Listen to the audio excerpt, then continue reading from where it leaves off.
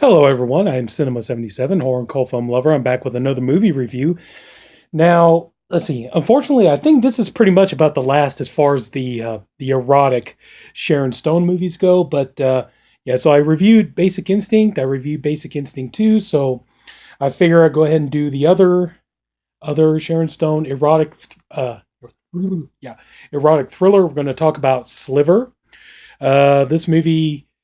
Um, it's not a bad little movie, but it's not that great either. I got to be totally honest with you. The movie's based on the book by Ira Levin, which I highly recommend. I would recommend much more just getting and reading the book. I think because I did read the book years back, and I remember the book being more entertaining. And but we'll get into that. So um, yeah, it's okay. Here's the setup. Pretty much, Basic Instinct came out, and it was a big hit movie. Um, but they didn't realize this, and it's pretty much the same thing like what I said with the Basic Instinct 2 video. A lot of it had to do with the reason why that movie was such a success was because of the controversy surrounding it. It was the word of mouth, that homosexuals came out and thought the movie was anti-gay and things like that. But Hollywood didn't see it that way. They thought that, here's Sharon Stone. She's this, hang on a second. Well, they see Sharon Stone and they just see her as this beautiful, gorgeous, stunning, lovely, uh, and they just decided they wanted to capitalize on that. So anyway, so they decide, well, let's go ahead and get this book that Ira Levin wrote.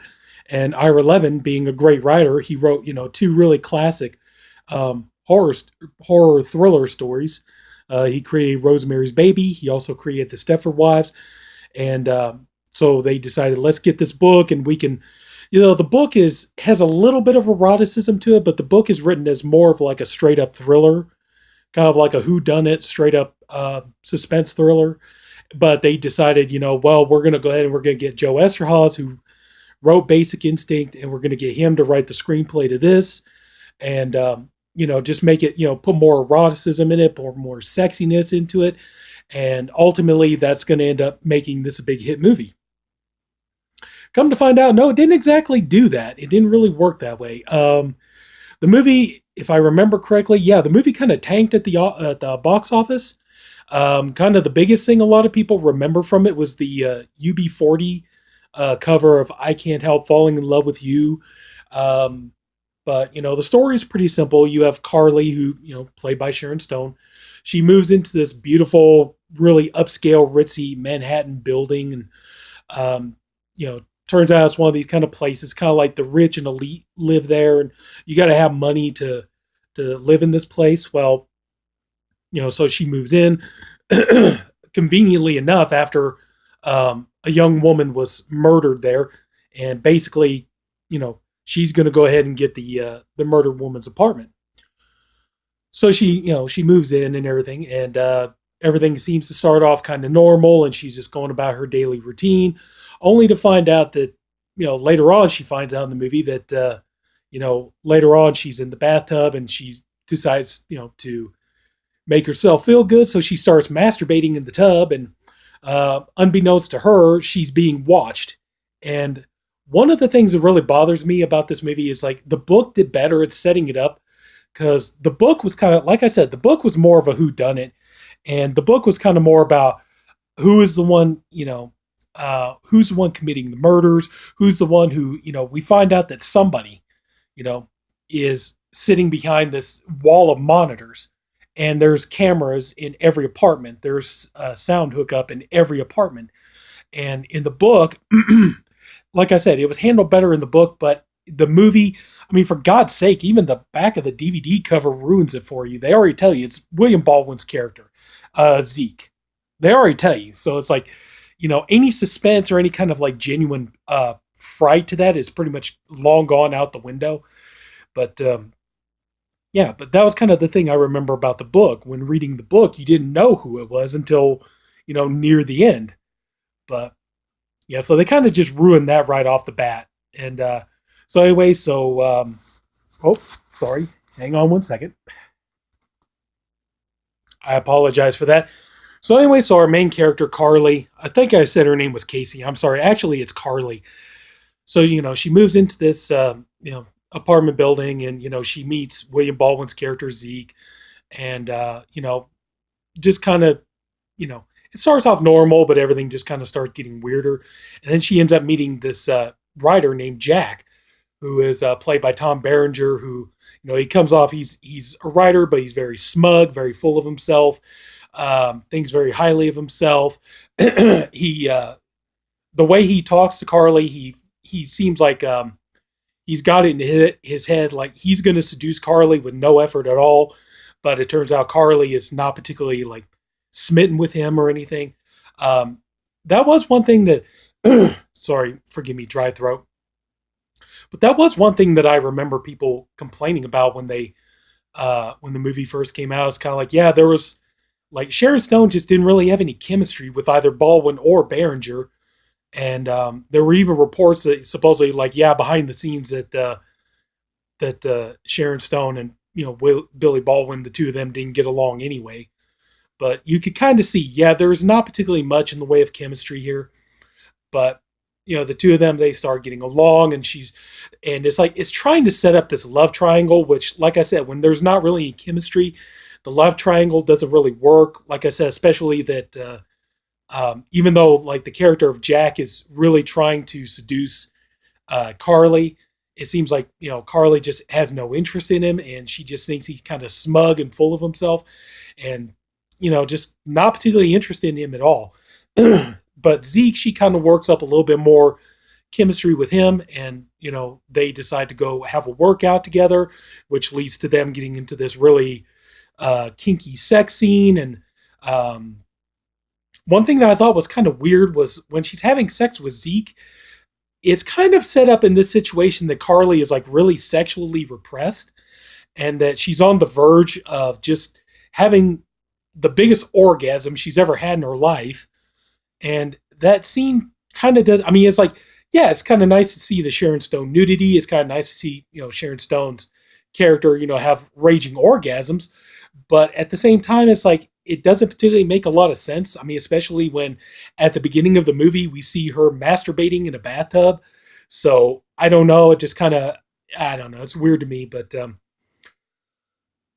so anyway, so yeah, the movie also tries to set up some red herrings. Like I said, the book was more of a murder mystery, a who done it, who's the one who killed the girl, who's the one, and we come to find out that actually she's not the only one, that there have been other victims of people murdered in this apartment building. And meanwhile, simultaneously, while that's going on, you have Carly and Zeke. She ends up finding out Zeke's secret, which we already know pretty much. Like I said, they spoil it on the DVD covers that he's a voyeur and that he's pretty much got like every apartment wired for sound, wired for video and everything else. And at first, Carly, she's insulted. She feels violated, feels like her privacy has been invaded, things like that. So, I mean, what normal any person would feel. But he does manage to kind of get her to calm down just long enough to get her to take a look at what's been going on, what he's doing. And then we realize that, you know, he's a voyeur.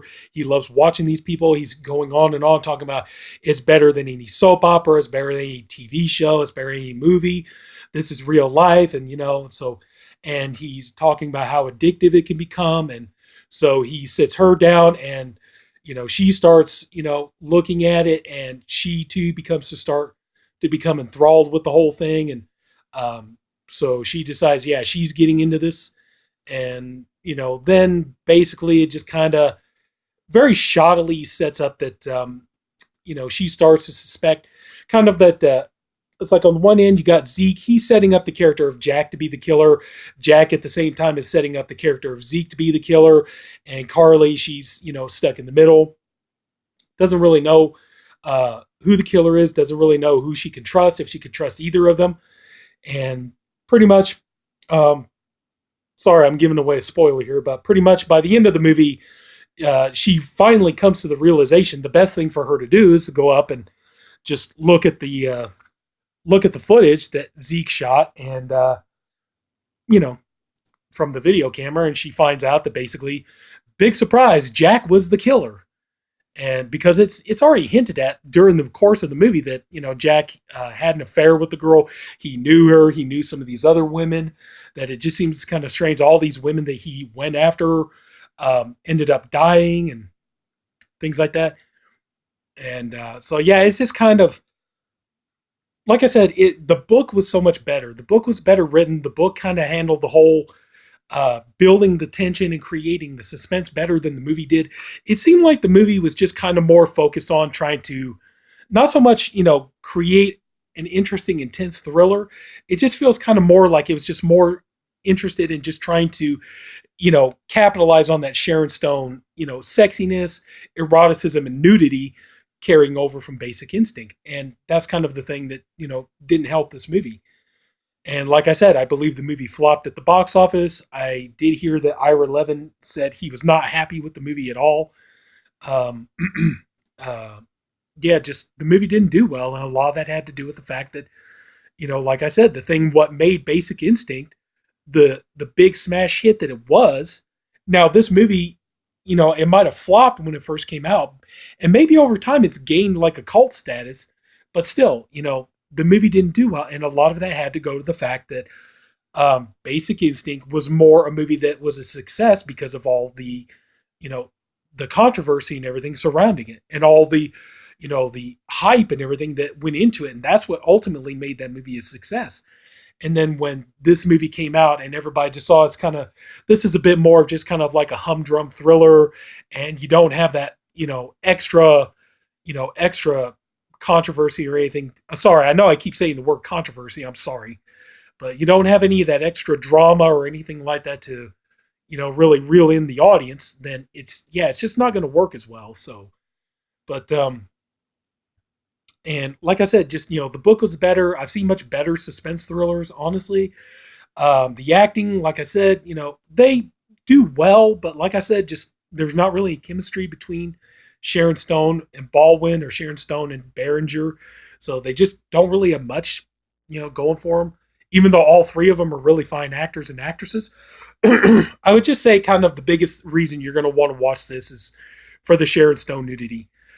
It is kind of erotic, and the idea of you can be in this position of being the ultimate voyeur, like Billy Baldwin's character Zeke. You can have this setup to where you have all these people and you can watch their lives day and night and just see everything that's going on, and you can even affect their lives in some ways, like and Zeke shows Carly in the movie that he can do that. That there's a girl who they're watching her on the surveillance video, and she's talking about she doesn't like going with her father because her father abuses her, and so Zeke ends up making an anonymous call and threatening the guy, and he ever lays a hand on her again, he's going to be sorry and things like that. So, but yeah, I mean, you understand where it's going with that, and the idea, yeah, you can see where a lot of people really could become voyeurs and it could be addicting and things like that, but just kind of like the premise of it alone. I mean, if that's something that interests you, that might be a reason to draw you into it. The only other thing I could suggest that would draw you into it is the Sharon Stone nudity. Even though if you want that, you really need to get the unrated edition. And but yeah, that's pretty much about the best I can say about it. It's okay. It's not the worst thing I've ever seen. It's just not really the best either. Like I said, just mostly just for the Sharon Stone sexuality and everything. That's really the reason you're going to want to watch it. So anyway, so that pretty much does it. If anybody took the time to watch this video, I thank you for doing it. I appreciate you for doing it. I'm sorry about my dry throat, and I'm sorry about the shoddy camera work. I'll fix that in the future. But so if anybody took the time to watch this, I thank you for doing it, and I appreciate you for doing it. I honestly hope you enjoyed the video, and if you did, please like and subscribe. There'll be videos posted. And until then, this is Sinema77, Horror Call Film Lover, wishing you a good morning and take care. Bye-bye.